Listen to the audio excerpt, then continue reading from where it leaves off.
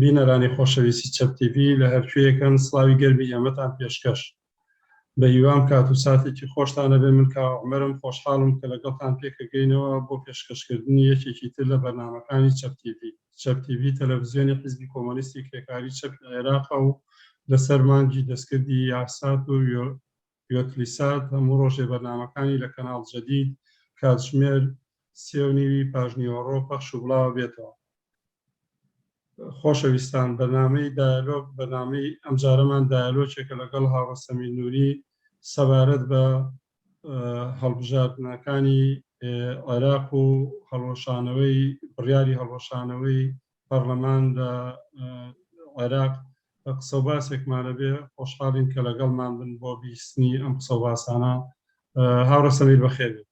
بەژێ سوپاس دەکەم. سڵاومێ بۆ بینەرانی چەپ تیڤی. هاوڕە سەمیر، هەر وەکو لە ڕاگەیاندن و دەستگای میدیا و ڕاگەیانەکانی دەسەڵاتدارانی عێراق دیارە لەسەر لە ژێر فشاری خۆپشاندانەکان و ئەو ڕاپەڕینەی کە لە عێراقا بینیمان لە 2 ساڵ و نیوی ڕابردووە چەندین سەرۆکوەزیرانیان گۆڕیوە، فشارێکی زۆر کەوتە سەر و دەسەڵاتە و لە ناویە پەنایان بۆ ئەوە برد کە حکوومەتی پێشوەختە دامەزرێنن یان انتخاباتی پێشوەخت دروستکەن. کۆمەڵێک ڕێکاریان بۆ ئەوەی کە ئەو شاریعە جادەی عێراق ئارام بکەنەوە. پێمان خۆشە لەم بارەیەوە لەو سەر ئەو پێشهاتوو قسە و باسانەی کەم لەم دوایانە لەسەر هەڵبژاردنەکانەکەیەوە قسە و باسی خۆتان. بەڵێ وەک تۆش ئیشارەت پێ کرد، هەڵبژاردننی پێشوەختە، ئەوەی کە پێڵەن هەڵبژاردننی پێشوەختە، ناچاریەک بوو دەسەڵاتداران لە عێراقا بە شیعە و سوننە و کورد و هەموویەوە بچنە ژێری و طبعا دیارە دوای ئەوەی کە ڕوخانی حکوومەتی عادل عەبدولمەهدی و چەند کابینێکیان هێنا کە خەڵک ڕەفزی کردەوە ئەوانە و دیارە نەخۆشی کۆرۆنا و پەتای کۆرۆنەش شالێکی بۆ خەڵکێنا و ئەوانەش تەسیرێکی هەبوو کە دوای ئەوجا کازمی بێتە سەر حکوومەت وتوان حکوومەتی تەشکیلکەن. بەڵام نەکێک لەو شتانەی بۆ ئەوەی بتوانن شۆڕشی ئۆکتۆبەر ڕابگرن و بەلایەکی کە ببەن مەسەلەی هەڵبژاردننی پێشوەختیان هێنایە پێشەوە و بەحساب خەڵکی داواکاری هەڵبژاردننی پێشوەختەیە. لە ڕاستیە خەڵک داوای هەڵبژاردننی پێشوەختەی نەکرد، خەڵک داواکاری ئەوە بوو ئەم دام و دەستگای بپێچێتەوە، ڕوخانی نیزامیان داواکەن. الشعب يريد اسقاط النظام. اما یەکێ لە لینەکان بوو یا پرۆسەی سیاسی کە لە 2003 دەستی پێکردبوو کە پرۆسەیەکی شەریکایەتی لە نێوان شیعە و سوننە و کورد، یعنی ناسیۆنالیزمی کورد، ئیسلامی سیاسی شیعە، ئیسلامی سیاسی سوننە لە بین ئەمانەیە و بە لەژێر چاوەدێری ئەمریکا و ئێرانە لە 2003ەوە ئەم وڵاتیان کاول و خاپوور کردووە، تاڵان و بڕۆ، شەڕی تایفی، شەڕی قەومی، هەموو مەسائلێکیان بەسەر خەڵکی عێراق هێنا و بێجگە لە بێکاری و فقر و فەلاکەت و وەزعی نالەباری بەسەر گەنجانە و بڵاوبوونەوەی مخدرات و کلی ئەم مەسائلانە کۆمەلگا بە تەواوەتی لاوانی کچ و کوڕی دەیان شاری عێراق هاتنە سەر جادەوت، یعنی ئەممان ناوێ و ڕەفزی ئەمیان کردەوە. ئێستا ئەمانیانە بە هەڵبژاردننی پێشوەختە پەردەیەکی کە هەڵدەنەوە کە گوایە بەم هەڵبژاردنە سوڵح و سەفا دروستە بێ و خەڵکی نەجاتیان بێ. ئێستا هێناوێنە ئەوان بەحساب ئەوایە 5-6 مانگ پێش ئێستا هەڵبژاردن بکرێت، ئەویان دوارخست بۆ مانگیدا. ئێستا لە مانگی دەشە قسە هەیە هەر دوای بخەن، یعنی هێواش ڕای کێشنەوە تا 4 ساڵەکە تەواوکەن. ئەمە بڵێن دەسەڵاتداران ئەم یاریاکەن بێجگە لەوایان و لە ڕێگەی ئەم بەناوی هەڵبژاردننی پێشوەختەوە جارێکی کە مەجموعەیە دەموچاوی تر چی ئەوانەی کە لەگەڵ ناو شەقامەکان هەبوون لە خۆپێشاندانەکانە چی لە دەرەوە ئەوانە بیانەوە مەجموعەیە دەموچاوی کە بێن بەڵام سیستەمەکارۆک و خۆی وابێ ئەم شەراکەتارۆک و خۆی وابێ حکوومەتی فێدراڵی هەر لە شوێنی خۆیان بێ و دەستور و دام و دەستگا و تاڵان و بڕی خۆیان ئەوان لە کار نەکەوێەوە کارەکانی خۆ خەریکی ئەمن. ڕاستەکەش خۆی بەشێکەوەیە کە خەڵک بۆیە دەستی برد بۆ شۆڕژ ڕێگای هەڵبژاردننی تاقی کردبووە. چەند ساڵی پێشتر لە 2003 بۆ دواوە خەڵک ڕێگاکانی سنووقەکانی دەنگدانی تاقی کردبووە کە ئازادی و خۆشگوزەرانی لە ڕێگەی سنووقەکانی دەنگدان و نایەت دەرەوە. ئەوەی کە زۆر جێگەی سەرنج بۆ ئەوەیە کە جارێکی کە ئایا خەڵک هەمان وەکتۆ ئاماژەت پێکرد خۆ ئەمای کە هەڵە بژێرێنەوە هەمان ئەحزاب و بە پشتیوانی هەمان دەوڵەتانی ناوچەکە و جیهان جارێکی کە یانێ ئەم سیناریۆ بەرن بەڕێوە خەڵک لەم بارانەوە جارێکی کە فریوی ئەم هەڵبژاردنانە ئەخوا لەوە تێنەگەیشتون بە هێنانە دەرەوەی چوار دەموچاوەک تۆ ئاماژەت پێکردی ناو خۆپشاندانەکان کە ئێمە لە کوردستانیشە ئەو ئەزمونەمانەیە کە خەڵک لە حەڤەی شوباتە هات خوێنی ڕژا و ڕژانە سەر جادە و بۆی گۆڕانکاری جدی دروستکەن بەڵام بزوتنەوەیەکی هەلپەرست هاتە ناو سواری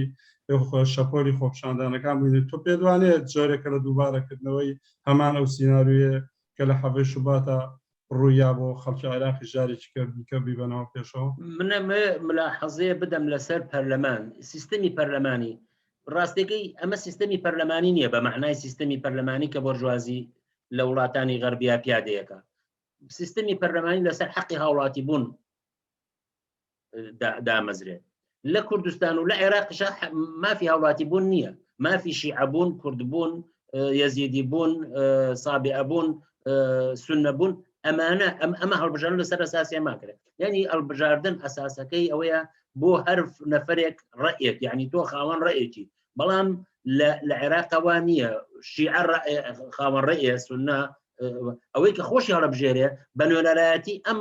تایفە و قەوم و قەبیلە و ئەم هەویەتی قەومی و تایفی و ئەمانە خۆی هەڵبژێرێتەوە لەبەرەوە ئەسڵەن جارێ خۆی انتخابات لە عێراقا انتخابات نییە یعنی انتخابات ئەگەر لە مقارنەیەکەین بە حکوومەتێکی میلیشایی دەوڵەتێکی پەرلەمانی باشتر لە حکوومەتێکی میلیشایی ئەگەر مقارنەیەکی بە حکوومەتێکی دیکتاتۆری حکوومەتێکی پەرلەمانی لە مەسلحەتی خەڵک زیاترە و مەجموعەن ئازادی فەرز بێت بەڵام عێراق وڵاتێکی میلیشایی و ئەسڵەن دەوڵەت موجود نییە تا ئێستا خۆشیانەڵێن دەوڵەت موجود نییە میلیشیا موجودە و دوو شتی چشت ئەڵێن کە خۆیان ئێڵێن ئەویشوە پارەی سیاسیە ئەوی کەشیان چەکی بەرەڵایان یان منفلت ئەوەی کە پێڵەن سلاح المنفلت یعنی چەکێکە بەرەڵا بووە ناو کۆمەڵگە ئەم چەکی بەربەرەڵایە بەدەستیەوەیە بەدەستی میلیشیاوە نزیکی 67 تا 70 میلیشیای شیعە لە کوردستانی شاپارتیوکێتی میلیشیای خۆیانەیە هەرێکە میلیشیای خۆی هەیە و کۆمەڵگە لەژێر چەکی میلیشیاکانەوە لەژێر پارەیەکی تاڵان و بڕۆکەوەی پێڵەن پارەی سیاسی من بەستیان ئەو فەساد و گەندەڵیەیە کە ملیار دۆلار تاڵان کراوە چۆتە گیرفانی مالکی و بەرزانی و تاڵەبانی و علاوی و نازانم کێوە و ئەمانە هەم بە پارە هەم بە چەک سواری ملی کۆمەلگە بوون هاتوونە بەناوی انتخاباتەوە خەڵک چۆن انتخابات بکات چی ئەتوانێت بڕوا لە دووهۆک خۆی هەڵبژێرێ حیزبی کۆمۆنیستی کرێکاری چەپی عێراق چۆن ئەتوانێت لە دووهۆک خۆی هەڵبژێرێ ئێوارەکەی تیرۆرتەکەن ئێوارەکەی لە ئەمبارە چۆن ئەتوانی خۆت هەڵبژێری لە سەدرا لە مەدینە ئەوەی کە مەدینە سەورەی بەغا چۆن نەتوانین لە پەنای سەدرا خۆت هەڵبژێری ئەوان چەکیان بەرەڵا کردووە میلیشیاکان و چەقۆچێش و کوشەکانیان بەرەڵا کردو و پارێکی زۆرشیان هەڕشتۆ و هەم بە پارە خەڵکە کڕن هەم ئەوساتە کڕن هەم بە نفوذ و چەک و ئەوانە مەناتقەکانیان دابش کردو لەبەرەوە ناتوانێت هیچ شتێک بکات ئللا جارێکی کە بە قەولی خۆیان ریسایکلینی یعنی دووبارە هێنانەوەی ئەم هێزانە و زارێکی کە بیانێنەوە شەرعەتێکی کە بداتەوە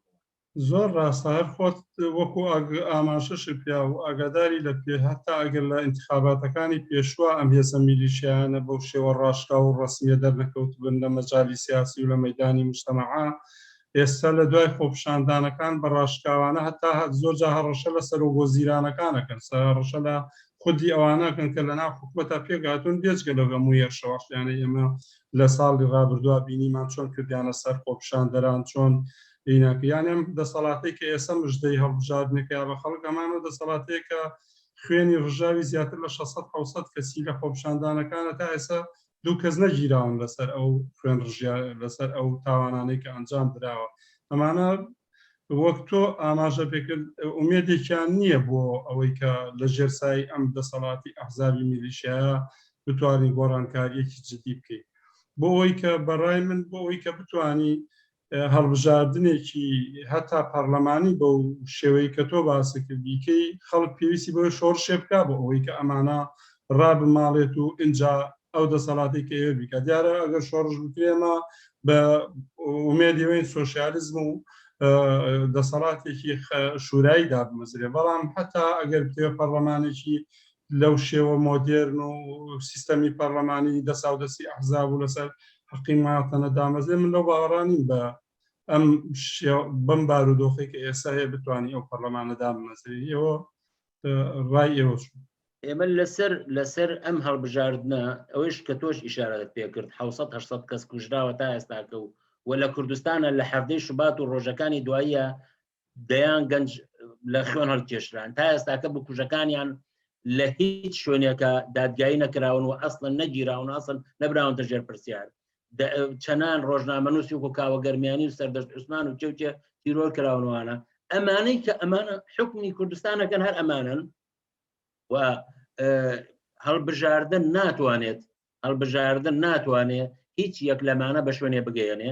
و خەڵکی کوردستان و لەگەڵ سەراسەری خەڵکی عێراقا بەم هەڵبژاردنە ناتوانێت نەوەزعی اقتصادەکەی بگۆڕێ نەوەزعی سیاسی بگۆڕێ نەوەزعی ئەمنی و ئاسایشەکەی بگۆڕێ و نە ژیانێک شایانی ئینسان بێ و طبعا شۆرش ئۆکتۆبەر شعارێکیان بەرز کردو ئەرید وەتەن یعنی وڵاتمەوێ یعنی شوێنێکمەوە هادە بمتیایە کارم هەبێ ئەمنیەتم هەبێ ژیانێکی شایستەی بەشری تیابێ ئەم هەڵبژاردنە ئەو ڕێگەیە نییە کە خەڵ بگەیەنێ بەو شوێنە بۆیە ئێمە حیزبی کۆمونیستی کرێکاری چەپی عێراق لە پلنیۆمی ئاخری خۆمانە قەرارماندا کە مقاتعەی ئەم هینە بکرێ ئەم هەڵبژاردنە بکرێ یانی بایکۆت بکرێ یانی خەڵکی بەشدار نەبن و بەشدار نەبوون خۆی پرۆسێسێکە بۆ ڕەفزکردنەوەی ئەم انتخاباتە لە انتخاباتی پێشوە کەمتر لە 120 خەڵکی عێراق دەنیاندا بە هەڵبژاردن و هێزە بۆرژوازیەکانی عێراق ئەوا تەنگ هاتوون ئەوە ئەزان خەڵک قبولیانی نییە بۆیە هەمیشە لە ئەزمەیان هەمیشە حەست بەواکەن ئەوان ئیتر سەردەمیان ڕۆیشتووە کە مێژویان تەواو بووە ماوەتە سەر ئەوەی هێزێکی تازە بێ قوتێکی تازە بێ ژیانێکی تازە و بەرنامەیەکی تازە بخاتە بەردەم کۆمەلگەوە بەڕێی من ئەم هەڵبژاردنە ئەبێ وا مامەڵە بکرێ و خەڵکی کوردستان لەگەڵ سەراسەر خەڵکی عێراقا ڕەفزی ئەم هەڵبژاردنە بکەنەوە بەشداری نەکەنتیایە وە سەرنوخەکانی دەنگدانە با سەریان بشکێنن ئەمە ڕێگەکەیەتی ئەجینا لە ڕێگەی سندوقی دەنگدانەوە ئەبێ جاری کە پارتی و تێتی و مجموعە حیزبی ئیسلامی وانە بێنەوە سەر کەوری خەڵکو و جارێک کە فقر و فەلاکەت و بێکاری و نەداری و ڕۆژنامەنووس کوشتن و سەرکوتکردنی خۆپێشاندەران جارێکە بکەنەوە بە قانون و جارێکە بەسەر خەڵکە فەرز بکەن ئێمە وەک حیزبی کۆمونیستی کرێکاری چەپی عێراق داوا لە خەڵکەکەین بەشداری ئەم هەڵبژاردنانە نەکەن دەستان خۆش هاوڕێسەمیر بۆ بەشداربوونتان خۆشحاڵم کە لەگەڵمان بوون بینەرانی خۆشەویست تێرەدا کۆتایی بە بەرنامەی ئەم جارەمان دێنین بە هیواین تا بەرنامەیەکی تر شاد و خۆشبەخت بن بە هیوای دیدار